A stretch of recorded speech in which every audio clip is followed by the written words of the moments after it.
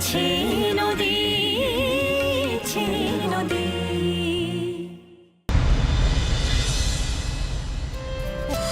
আরে এই মেয়ে, তুই কি করছিসটা কি? ছাড় না এগুলো। আরে তুই তো বললি যে 10টার মধ্যে অফিসে ঢুকতেই হবে। এসব ছাড়, মুখে কিছু দিয়ে নিয়ে চলে যা।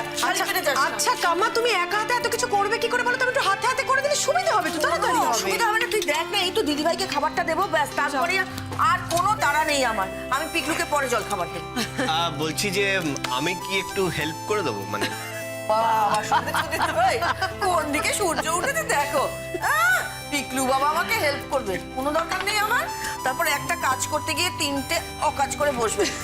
কারুর হেল্পেরই কোনো দরকার নেই আমার, আমি ঠিক নিজে করে নিতে পারবো। বাবা, মা, বলো কি চাও? কিছু চাই না। তাহলে তুমি একা একা কাজ করছো, দিদি ভাইয়েরও তাড়া আছে বললে আমি তোমাকে একটু হেল্প করি। না না না, কোনো প্রয়োজন নেই। তা হঠাৎ আজ মেঘলা, তোমার যে ছোটকে হেল্প করার কথা মনে হলো? তুমি তো এই সময় গান করো, তা রেওয়াজ ছেড়ে তুমি আজ রান্নাঘরে? দেখ মেঘলা, সব কাজ তো সবার জন্য নয় বল। তুই হলি শিল্পী মানুষ, রান্নাঘরে এই সমস্ত গরম টরম কি আর তোর পোষায় বল? এই সমস্ত হচ্ছে আমাদের কাজ, কি বলো কাম্মা? আমরা হলাম লেবার শ্রেণীর মানুষ, এসব আমরাই করতে পারি। তুই রেওয়াজ কর না, গান গা গিয়ে।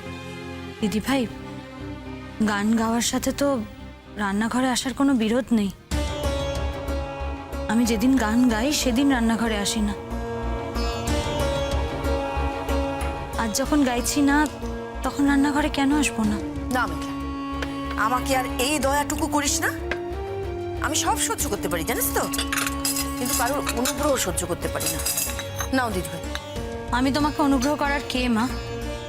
বরং আমি তো তোমাদের বাড়িতে আশ্রিত। আমি সারাদিন থাকবো, পায়ের ওপর পা তুলে খাবো, অথচ কোনো কাজে লাগবো না, সেটা তো হয় না। আমার তো নিজেরই খারাপ লাগে। এই ধরনের কথাগুলো না মেঘলা তুমি বলো না। এই ধরনের কথাগুলো শুনতে ভালো লাগে না। তোমাকে তো আমরা ঠিক সেইভাবে দেখি না। তুমি এই কথাগুলো বললে তখন ঠিক এতদিন তো বলিনি ভালো জেঠি, কোনোদিন মনে হয়নি তাই বলিনি। আজ তো আমার রান্নাঘরেও আসার অধিকার নেই, তাই দুঃখ থেকে কথাটা বলে ফেললাম। অধিকার কাউকে দেয়া যায় না মেঘলা, অধিকার অর্জন করে নিতে হয় কখনো কখনো। এটা তোমার আগে বোঝা উচিত ছিল। সবাই কি আর সব পারে মা?